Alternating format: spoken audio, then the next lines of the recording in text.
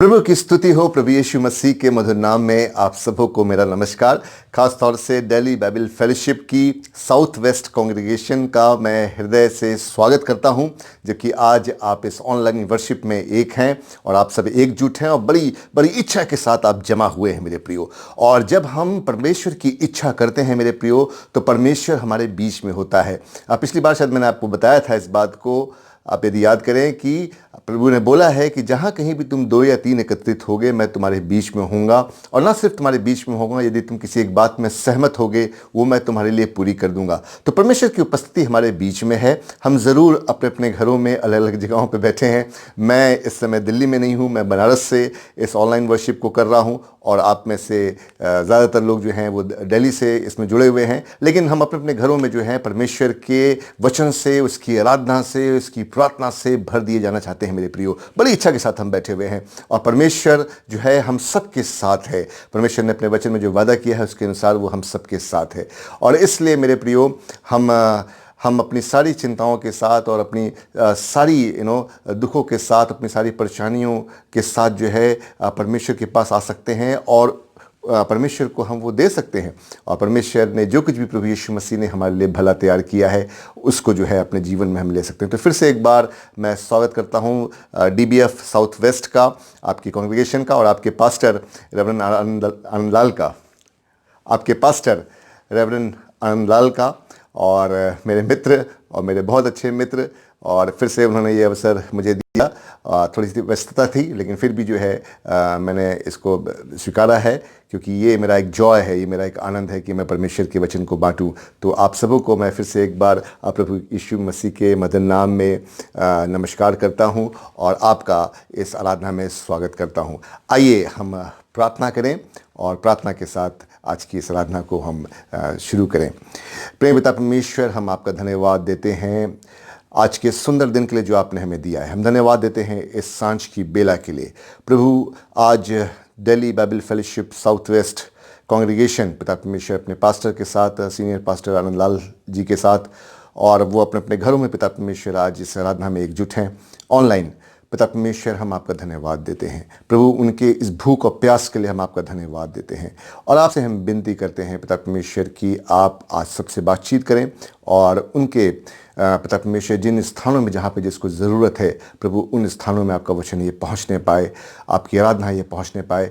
और पिता परमेश्वर दुष्ट के सारे प्रभु जो भी शैतान ने तैयारी की है पिता परमेश्वर, उसको वो काट सके। और पिता परमेश्वर जो भी बुरी चीज़ें पिता परमेश्वर शैतान ने अगर योजना की वो यीशु मसीह के नाम से हमारे जीवनों से कटने पाए, ये हमारी प्रार्थना है प्रभु। आज की इस आराधना के माध्यम से, जबकि हम दूर बैठ करके आराधना कर रहे हैं, ऑनलाइन कर रहे हैं प्रभु, आप हम में से पिता परमेश्वर हर एक जनों को आशीषित करें। आप हम में से हर एक जनों से बातचीत करें और अपने मुखमंडल का प्रकाश हम सब पे चमकाएं। हम आज की इस आराधना का संचालन पिता परमेश्वर आपके पवित्र आत्मा को देते हैं और आपसे हम विनती करते हैं कि आज की इस आराधना के माध्यम से हम सब अनुग्रहित किए जाएं। हम इस प्रार्थना को प्रभु यीशु मसीह के मीठे पवित्र नाम होकर मांगते हैं, आमीन। आइए प्रभु की महिमा में हम एक गीत को गाएं मेरे प्रियो। मैं विश्वास करता हूं कि हम में से बहुत सारे लोग इस गीत को जानते हैं और ये एक तरह की प्रार्थना है मेरे प्रियो। और इस सांझ की बेला में हम इस प्रार्थना को कर रहे हैं कि हे प्रभु यीशु, हम तेरे पास आते हैं अपनी समस्याओं के साथ, अपने बोझों के साथ, अपनी चिंताओं के साथ, अपनी बीमारियों के साथ, अपनी मुश्किलात के साथ, अपने संघर्षों के साथ। परमेश्वर, तू हमारे लिए रास्ते को निकाल। और परमेश्वर अपने पुत्र प्रभु यीशु मसीह के माध्यम से हमारे लिए इस रास्ते को निकालता है। तो इस गाने को हम प्रभु की महिमा के लिए आज गाएंगे।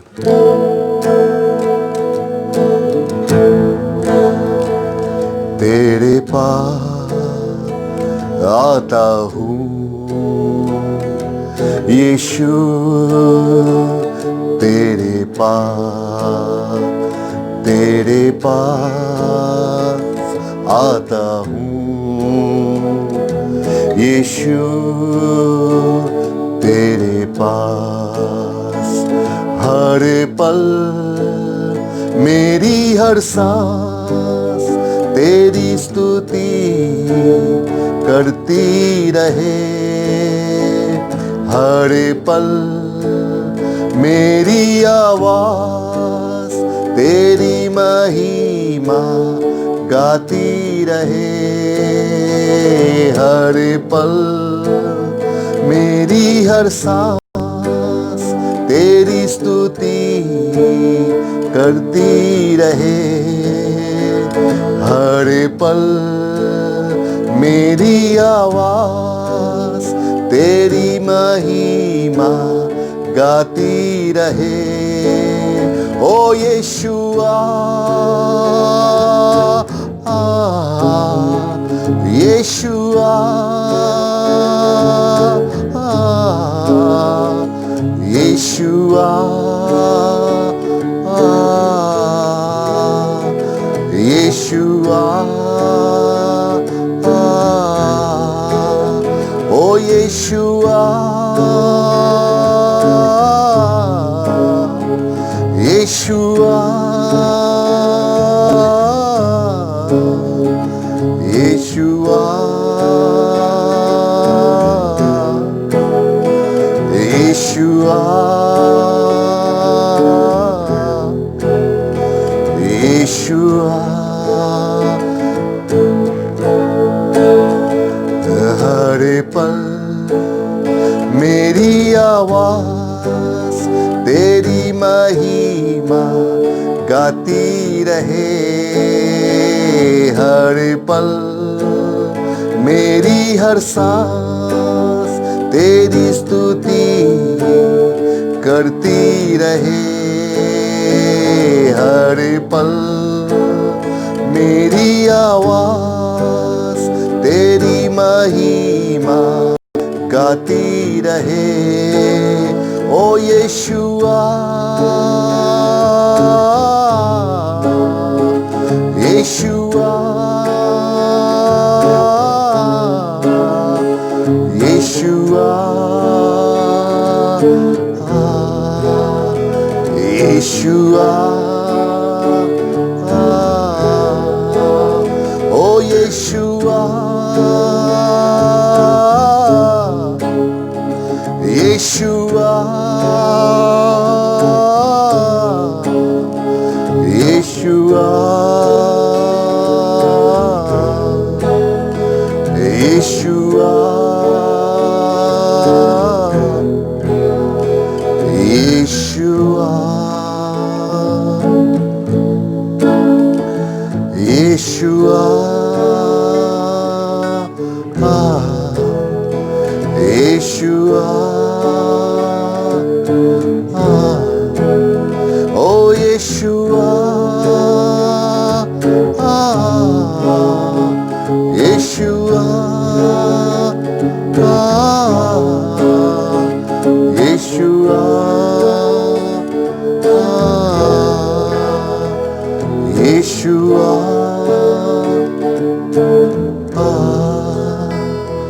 यीशुआ।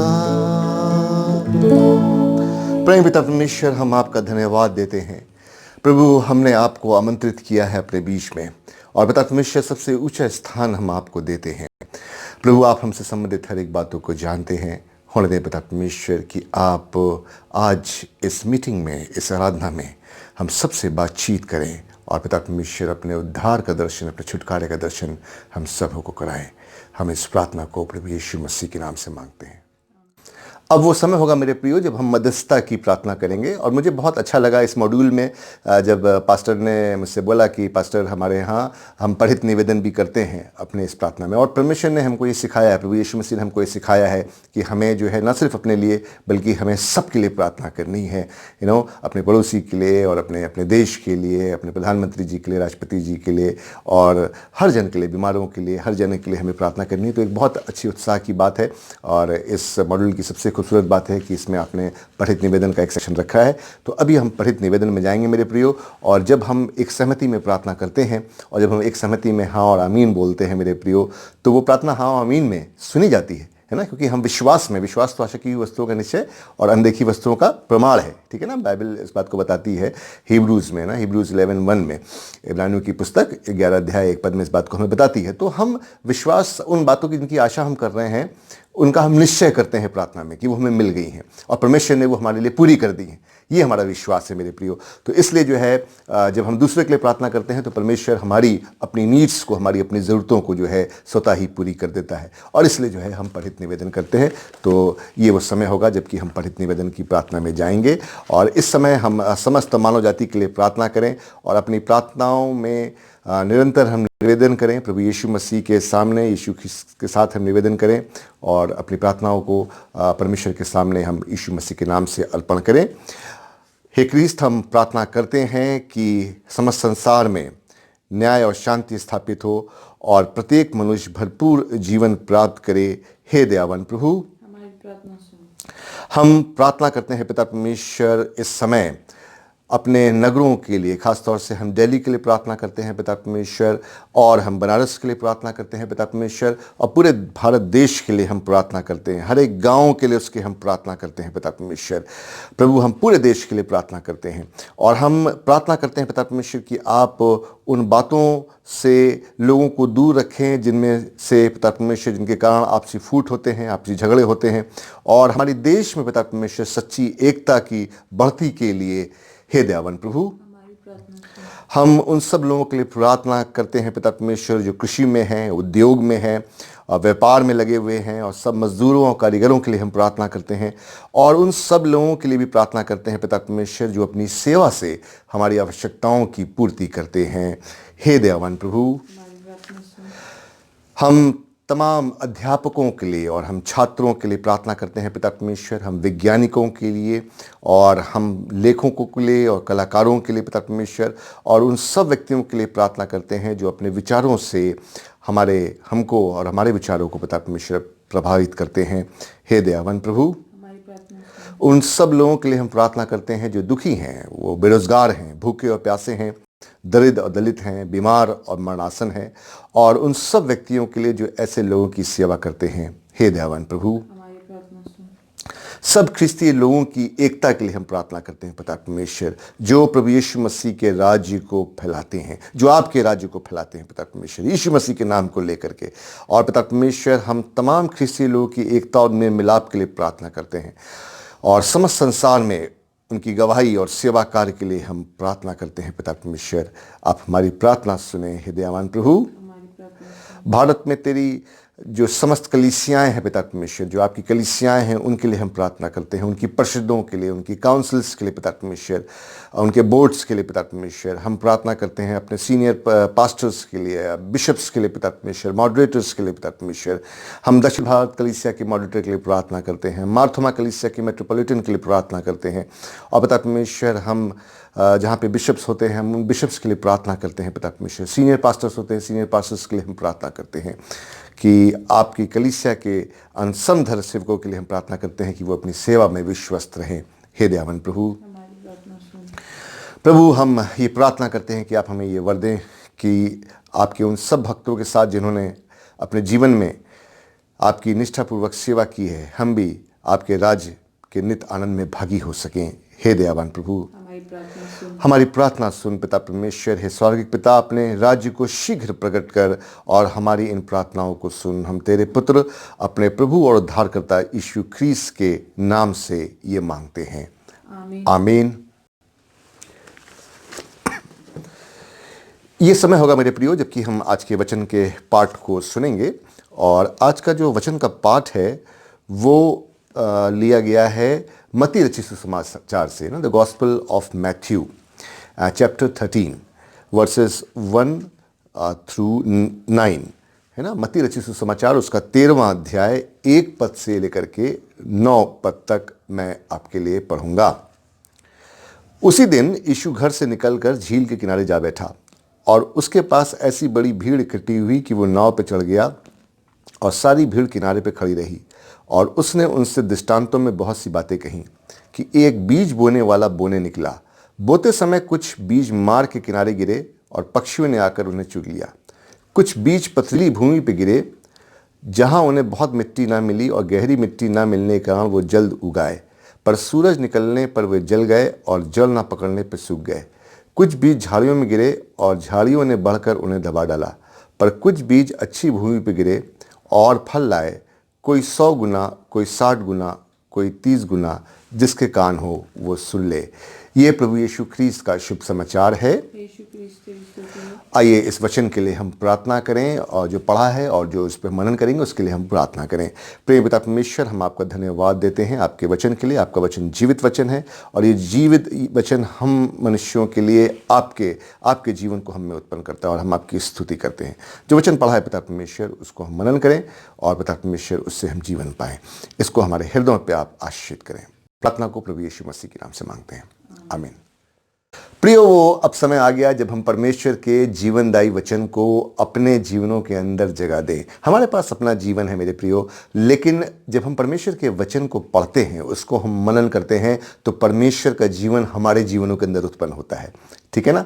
ये वही वचन है जो आदि में था, और जिसने हाड़ मांस का शरीर ले लिया, जिसके बारे में यूहन्ना लिखता है, और उसने हमारे बीच में डेरा किया। उसमें जीवन था, उसमें जीवन देखा गया, है ना? और ये जीवन हम मनुष्यों की ज्योति बनाते। ये समय है जबकि हम उस वचन को अपने हृदय में जगह देने के लिए बिल्कुल तैयार हैं।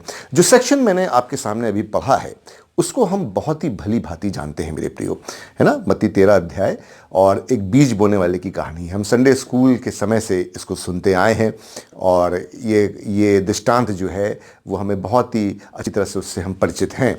और मेरे प्रियो, लेकिन आज जो है, क्योंकि बाइबल है, ये वचन है, और जब भी हम इसको पढ़ते हैं, परमेश्वर हमें एक रेवलेशन इसका देता है, एक प्रकाशन हमको देता है।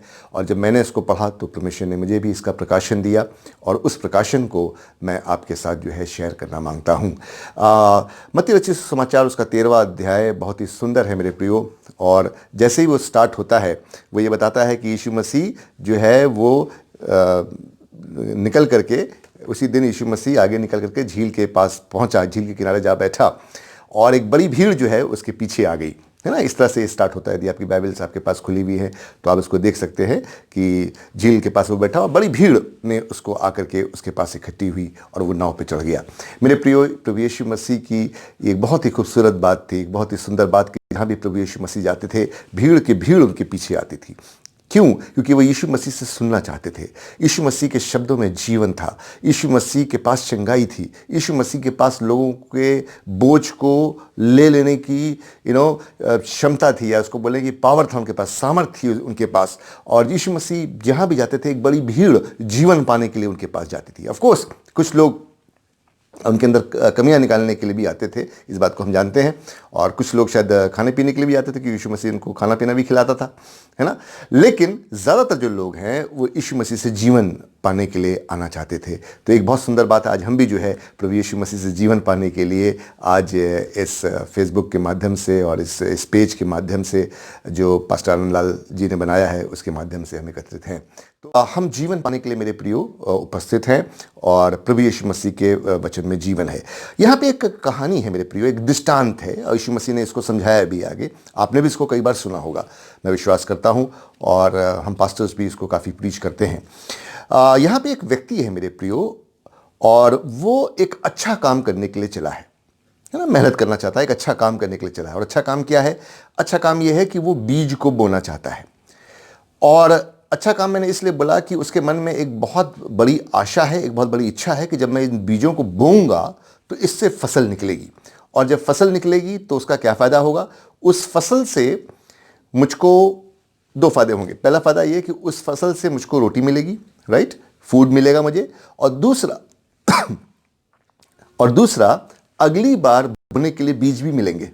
ठीक है ना? जब आप बोते हैं तो क्या होता है कि आपको उस फसल से भोजन मिलता है, और अगली बार बोने के लिए और बीज भी मिलते हैं। तो एक बड़ी इच्छा के साथ जो है ये व्यक्ति निकला है मेरे प्रियो, और इसके हाथ में अच्छे बीज भी हैं। ठीक है ना? उसके हाथ में अच्छे बीज हैं, क्योंकि आप अगर आगे देखेंगे तो वो बीज जो बर्बाद नहीं हुए, वो बीज बहुत सारा फल को लेके आए।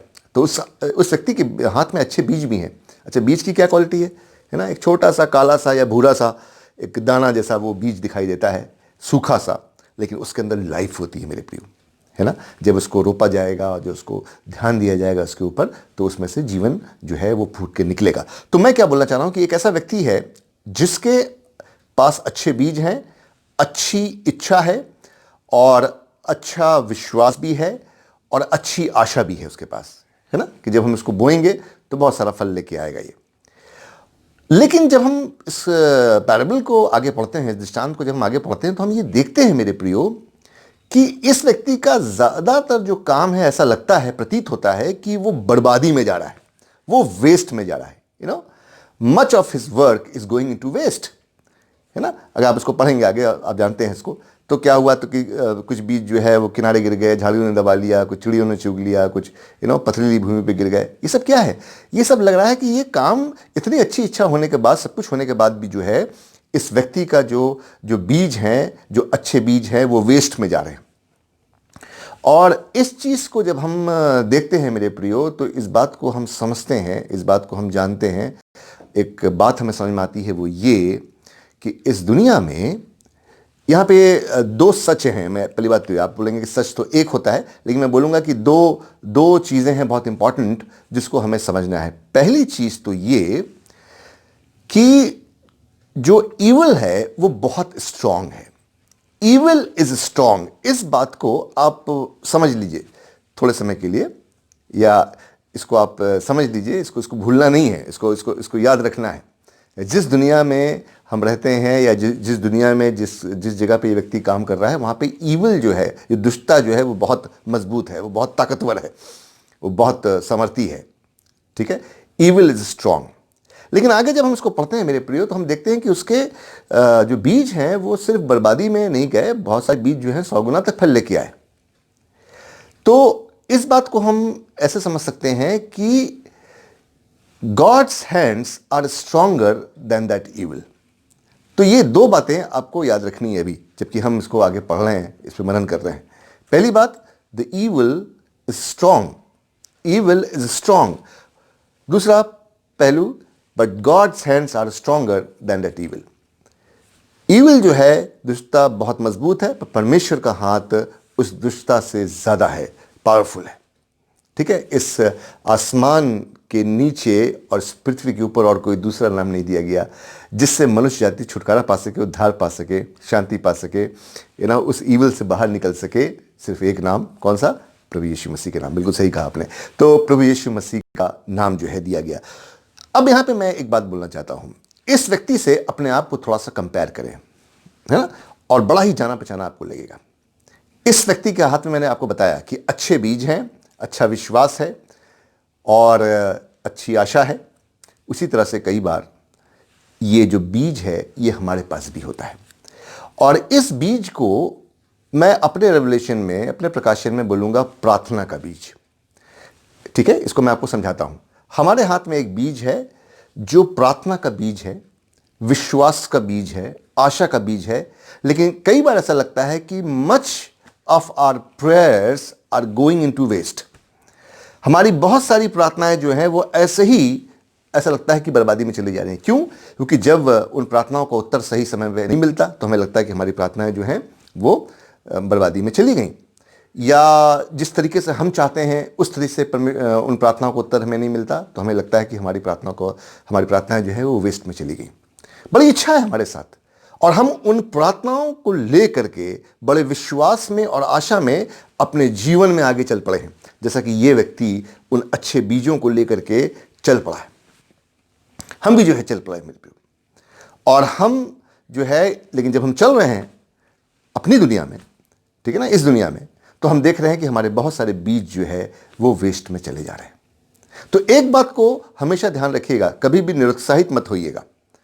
आपके पास अच्छे बीज होंगे, अच्छा विश्वास होगा, अच्छी आशा होगी, अच्छी इच्छा होगी, लेकिन बहुत सारा आपका काम जो है वो कई बार वेस्ट में जाएगा, कई बार जो है बर्बादी में जाएगा। उससे निराश मत होइएगा। क्यों? क्योंकि मैंने पहले बोला है कि ईविल इज स्ट्रांग। जो दुष्टता है और जो शैतानियत है वो बहुत है, वो बर्बादी में लेके जाती है बहुत सारी चीज़ों को। कई बार आप इसको बोल सकते हैं कि हमारी बहुत सारी प्रार्थना नहीं सुनेंगी, तो परमेश्वर की वो इच्छा थी, ठीक है। लेकिन कई बार मेरे प्रियो, बहुत सारी चीज़ों का जवाब ऐसा है, जब यीशु मसीह दोबारा आएंगे तो हमें वो जवाब मिलेंगे। तो इसलिए हम अभी उस पार्ट को नहीं छू रहे हैं, उस पार्ट में नहीं जा रहे हैं, लेकिन मैं ये बात को बताना चाह रहा हूँ आपको। दूसरी बात, ये व्यक्ति रुका नहीं, इन सबको जानते हुए ये अपने बीजों को लेकर चलता गया, बड़े विश्वास में चलता गया, और चलते चलते चलते चलते क्या हुआ कि कुछ बीज जो है उसके अच्छी भूमि पे गिरे, कोई 30 गुना और कोई 60 गुना और कोई 100 गुना फल लेके आया। ठीक है, तो इस छोटी सी बात से जो बहुत इंपॉर्टेंट है, हमको ये समझ में आता है कि जो बीज अच्छे भूमि पे गिरे, इसका ऑफकोर्स इंटरप्रिटेशन बाइबल में एक दूसरा भी है और वो भी सही है, लेकिन मैं अभी अभी रेवलेशन बता रहा हूँ। जो अच्छी भूमि पे गिरे तो वो कोई 60 गुना, कोई 30 गुना, कोई 100 गुना फल लेके आया। इसका मतलब ये है कि बर्बादी में तो गए लेकिन अच्छे भी लगे। इसका मतलब कि परमेश्वर का हाथ जो था बहुत जोरावर था उस बर्बादी से, उस शैतानियत से, और उसने जो है ये अच्छा काम इसके जीवन में किया। मेरे प्रियो, इस बात से निरुत्साहित होने की आवश्यकता नहीं है कि इविल इज स्ट्रांग, बट इस बात से उत्साहित होने की आवश्यकता है कि God's hands are stronger in my life. आप किसी ऐसे गड्ढे में नहीं पड़े हैं मेरे प्रियो जो इतना गहरा हो और परमेश्वर का हाथ इतना छोटा हो कि वहां पे बढ़ करके आपको निकाल ले और वहां से खींच के निकाल ले और आपको स्थित भूमि पे कर दे। ऐसा कोई गड्ढा नहीं बना। परमेश्वर आपको हर उस गड्ढे से निकालेगा, हर उस मुसीबत से निकालेगा, हर उस बीमारी से निकालेगा, और यदि नहीं तो वो आपको इतनी ग्रेस देगा, इतनी इनफ अनुग्रह देगा वो आपको कि आप जो है उन बातों को सह सकें। यहाँ पे जब आप उसको पढ़ रहे हैं तो आप देखिए कि यहाँ पे एक माप दिया हुआ है 8वें पद में। एक तरह का एक तरह का माप है वहाँ पे, एक मेजर है। कोई 30 गुना, कोई 60 गुना, कोई 100 गुना, है ना। 30 गुना, 60 गुना, 100 गुना। अब बीज अच्छे थे, भूमि अच्छी मिली, पर फल जो है कहीं पे 30 गुना आया, कहीं पे 60 गुना आया और कहीं पे 100 गुना आया। ये काम मेरे प्रियो मेरे और आपके हाथ में है। हमारी भूमि पे कितना फल आएगा ये मेरे और आपके हाथ में है। बर्बाद बहुत सारा फल होगा, बीज होंगे, ऐसा लगेगा जो प्रार्थना रूपी बीज है वो बर्बाद हो रहे हैं, लेकिन प्रार्थनाएं काम भी करेंगी और बहुतायत से काम करेंगी। लेकिन कैसे काम करेंगी? 30 गुना, 60 गुना और 100 गुना। ये क्यों हुआ? क्योंकि ये हमारे हाथ में था। कैसे? अब फर्ज कीजिए, चूंकि आज हम बीज बोने की बात कर रहे हैं, किसानों की बात कर रहे हैं, आजकल किसानों की बात हो रही है और मैंने किसानों के लिए भी प्रार्थना की है अपनी परिहित निवेदन की प्रार्थना में। आप ऐसा मानिए, सोचिए इसको थोड़ा सा 1 मिनट के लिए कि हमारा जीवन जो है वो एक खेत के समान है, एक फील्ड है, ठीक है। और वो फील्ड जो है वो 100% खाली है, 100% खाली है, इसमें कुछ भी नहीं बोया गया है। मेरे प्रियो, अब ये हमारे और आपके हाथ में है कि उस फील्ड में हम कितना बोना चाहते हैं ताकि हम कितनी फसल देखें। अगर हमने उस फील्ड में 30 गुना बोया है मेरे प्रियो, तो वो फील्ड अभी भी 70% खाली है, 70 गुना खाली है। आपका फसल 30 गुना है लेकिन फील्ड 70 गुना खाली है, 70% खाली। इसको परसेंट से लीजिए, है ना, 30% एंड 70%। अगर आप नहीं बोएंगे तो 70% कोई और बो जाएगा। कौन बोएगा? The evil is strong. याद रखिए, आपका खेत 100 गुना है, उसको हम 100% बोल रहे हैं, पूरा 100% है, और आपने सिर्फ 60 गुना उसको बोया, 40% खाली है मेरे प्रियो। 40% कौन बो जाएगा? शैतान बो जाएगा। अविश्वास बो देगा, डर बो देगा और तमाम तरह की परमेश्वर पे शंका बो देगा, वो बो देगा। लेकिन 100 गुना, जब आप 100 गुना बो देंगे, अपनी प्रार्थना के विश्वास में 100 गुना बो देंगे, इस बात को जानते हुए कि बहुत सारी प्रार्थनाएं जो हैं शायद ना सुनी जाएं या बहुत सारी प्रार्थनाएं काम ना करें, तो 100% जगह फुल हो जाएगी, शैतान कुछ भी नहीं बो पाएगा। And God's hand will prevail, God's hand will be stronger than that evil one. आप समझे? और आगे वो 9वें पद में बोलता है, जिसके कान हो सुन ले। यीशु मसीह का तरीका था ये बोलने का अपनी टीचिंग में, है ना। कई बार हम कान रहते हुए भी नहीं सुन पाते। बोलता है जिसके कान रहते हैं वो सुन ले। मेरे प्रियो, जब हमारे हाथ में ये अच्छे बीज हैं, कितना आप अपनी फसल को देखना चाहते हैं अपने खेत में। और मैं विश्वास करता हूं कि हमें से हर एक जन ये बोलेगा कि पादी साहब, हम 100 गुना देखना मांगते हैं, हम 100 गुना देखना मांगते हैं। मेरी यही प्रार्थना है परमेश्वर से, अभी मैं प्रार्थना करूंगा कि आपके जीवन में 100 गुना फल लेके आए, क्योंकि ये अब आपके हाथ में है, ये मेरे हाथ में है, ठीक है। हमें से कोई भी कम फसल को नहीं देखना मांगेगा, हमें से कोई भी अपने खेत को थोड़ा भी खाली नहीं छोड़ना मांगेगा, क्योंकि हमेशा डर रहेगा उस ईविल का। परमेश्वर आपको इस वचन के माध्यम से आशीषित करे, आपके बच्चों को आशीषित करे, दंपतियों को आशीषित करे, जवानों को आशीषित करे, आपके चर्चेस में लीडर्स को आशीषित करे, आपके पादी साहब को, उनके परिवार को आशीषित करे। और परमेश्वर जो है इस वचन की चुनौती को जो है आपके जीवन में लेके आए और आप इससे उत्साहित हों और प्रतिदिन परमेश्वर पर और विश्वास करें। उस बर्बाद में जाती हुई प्रार्थना से निरुत्साहित ना होते हुए इस बात को जानते हुए कि अंतोगत्वा परमेश्वर जीत हमको देगा और हमको बहुतायत की फसल देगा। परमेश्वर आप सबों को बहुतायत की आशीष करे। आइए हम प्रार्थना करें। पिता परमेश्वर, हम आपका धन्यवाद देते हैं आज की इस आराधना के लिए। पिता परमेश्वर, हम धन्यवाद देते हैं दिल्ली बाइबल फेलोशिप की साउथ वेस्ट कलीसिया के लिए पिता परमेश्वर, और एक एक परिवार के लिए पिता परमेश्वर जो आज जुड़े हैं हमसे इस फेसबुक पेज के माध्यम से। और पिता परमेश्वर, एक एक परिवार को आप आशीषित करें, एक एक बुजुर्ग को आप आशीषित करें, एक एक दंपत्ति को आप आशीषित करें, उनके कामों को आप आशीषित करें, उनके पैसे कौड़ी को आप आशीषित करें, उनके स्वास्थ्य को आप आशीषित करें पिता परमेश्वर। और शैतान ने जो उनसे चुरा लिया है और उस ईविल वन ने जो चुरा लिया है वो सब पिता परमेश्वर आगे आप उनको दे दें, ये हमारी प्रार्थना है। हम प्रार्थना करते हैं पिता परमेश्वर साउथ वेस्ट कलीसिया के पास्टर आनंद लाल जी के लिए। प्रभु आप उनके साथ हों और उनकी अगुवाई में ये मिनिस्ट्री पिता परमेश्वर बहुत आगे जाने पाए। पिता परमेश्वर उनकी अगुवाई में जिस तरह से उनकी मिनिस्ट्री है पिता परमेश्वर, बहुत अच्छी मिनिस्ट्री है। प्रभु उनको हम बहुतायत की आशीष देते हैं। आपने बोला है कि एक दूसरे के लिए प्रार्थना करो और हम उनके लिए प्रार्थना करते हैं। हम उनके परिवार के लिए प्रार्थना करते हैं पिता परमेश्वर, उनके बच्चों के लिए पिता परमेश्वर, उनकी पत्नी के लिए पिता परमेश्वर हम प्रार्थना करते हैं। प्रभु आप सबको आशीषित करें पिता परमेश्वर। और प्रभु आपने उनको इस काम के लिए चुना है और पिता परमेश्वर बहुत ही अच्छी तरह से जबकि वो इस काम को करते हैं एक जिम्मेवारी के साथ पिता परमेश्वर। इन समयों में जबकि बहुत मुश्किल है, लोग डरते हैं कई बार आराधना में आने के लिए, लेकिन उन्होंने एक बहुत अच्छा ज़रिया निकाला है। ये पेज के माध्यम से पिता परमेश्वर वो लोगों तक पहुंच पा रहे हैं।